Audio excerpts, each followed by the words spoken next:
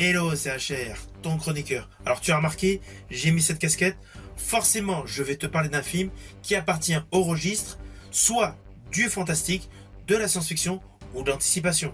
Aujourd'hui, cela fait partie du registre de la science-fiction, mais une science-fiction assez particulière. Avant d'approfondir, n'oublie pas, si tu n'es pas abonné, pense à le faire, pense à la petite cloche pour les notifs. Let's go! Nous sommes les seuls à pouvoir les arrêter.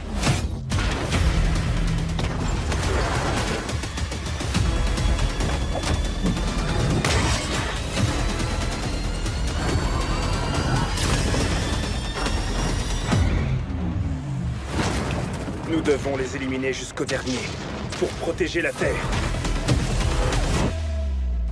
Alors le film que je vais te présenter aujourd'hui n'est autre que Alienoid, les protecteurs du futur.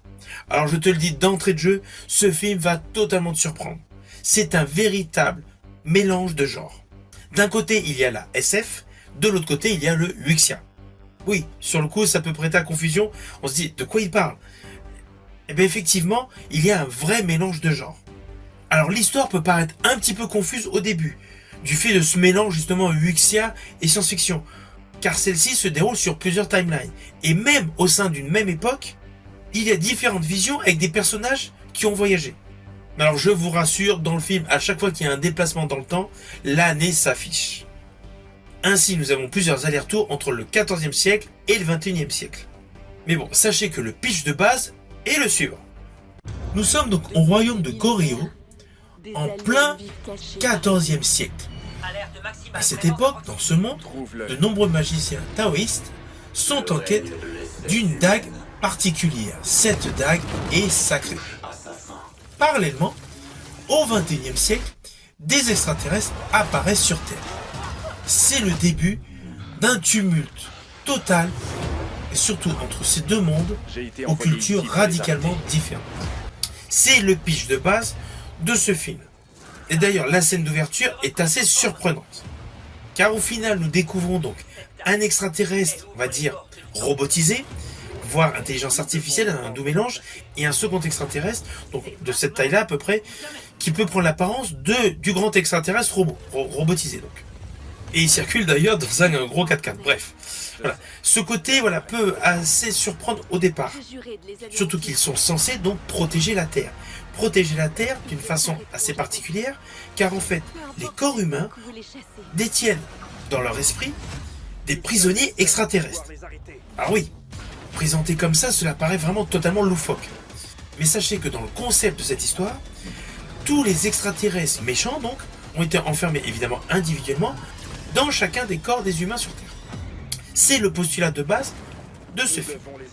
D'ailleurs, la scène d'ouverture nous présente donc notre époque où nous découvrons donc un extraterrestre qui sort d'un corps humain, plus précisément d'une femme. Enfin bon bref, il y a toute une histoire, toute une scène d'action qui s'enclenche, et assez rapidement, les extraterrestres donc viennent pour éliminer cet extraterrestre méchant, et décident de repartir évidemment à leur époque.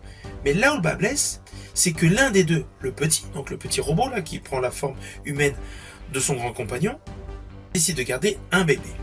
Et c'est là que débute réellement l'histoire. Car celle-ci se retrouve du coup dans un monde qui ne lui correspond pas. Et de ce fait, elle va se retrouver sur différentes timelines. Alors de manière résumée, comme je l'ai fait, cela peut paraître assez compliqué. Mais en fait, si vous êtes bien concentré au début de ce film, vous allez voir que c'est assez explicite, surtout que c'est un film qui joue essentiellement la carte du visuel. Un visuel plutôt kitsch. Cette production coréenne a énormément lorgné du côté de jadis Sankukai.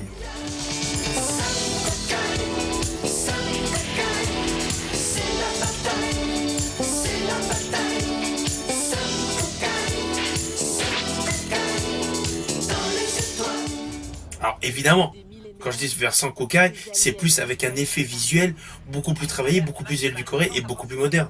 Car justement, dans ce film Alienoid, les effets spéciaux sont top.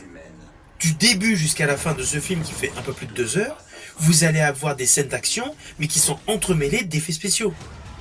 Déjà, ne serait-ce que le robot donc qui se métamorphose, sa structure mécanique est top.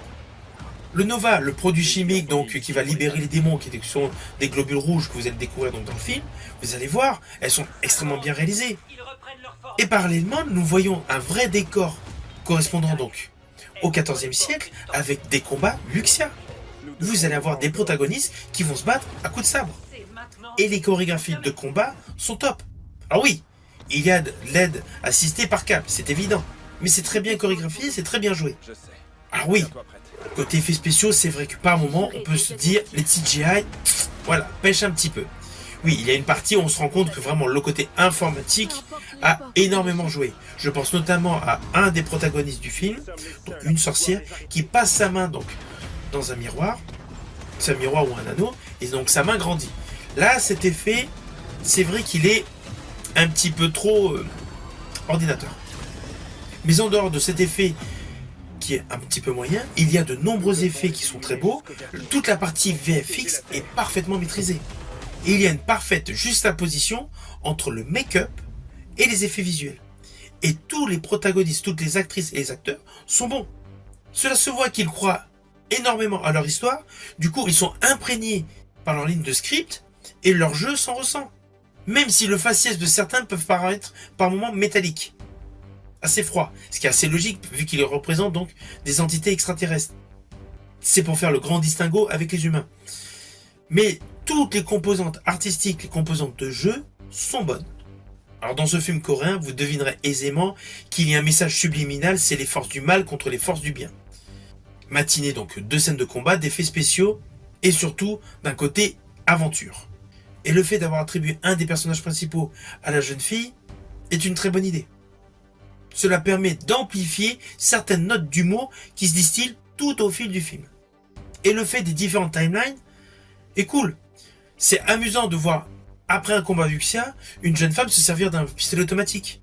De même, à notre époque, de se retrouver avec un effet donc wuxia. Le parallèle des deux styles de film est une réelle innovation cinématographique. Néanmoins, ne vous attendez pas à avoir une réelle fin. Ce film découle automatiquement vers une suite. Suite pour le moment où je ne sais pas quand est-ce qu'elle sortira. Mais sachez que ce film, actuellement vous pouvez le trouver au cinéma. Et chose curieuse, il est parallèlement disponible en VOD, Blu-ray et DVD. C'est assez étonnant. Mais de ce fait, ce film, vous avez moult possibilités afin de le découvrir. Ceci dit, je vous préviens, ce n'est pas le film le plus sérieux de l'histoire du cinéma. Le côté cocasse, le côté humour, voilà, en font un film assez bon enfant. Même si le mélange de genres est parfaitement maîtrisé, parfaitement réussi, j'estime que ce film s'adresse à un public beaucoup plus familial. Si vous recherchez à tout prix un film sérieux, voilà, ce film ne va pas forcément être en adéquation avec vos attentes. Mais ce film est un bon divertissement mélangeant science-fiction, wuxia. Nous devons les éliminer jusqu'au dernier, pour protéger la Terre. Alors au final, c'est un film que je vous invite à découvrir. Vu toutes les possibilités de le découvrir, vous avez le choix. Moi, je vous inviterai bien évidemment à le découvrir au cinéma sur grand écran. Un film, selon moi, a beaucoup plus de potentiel au cinéma. Si la vidéo t'a plu, n'oublie pas petit pouce et partage. Quant à moi, je te dis à bientôt pour une prochaine vidéo.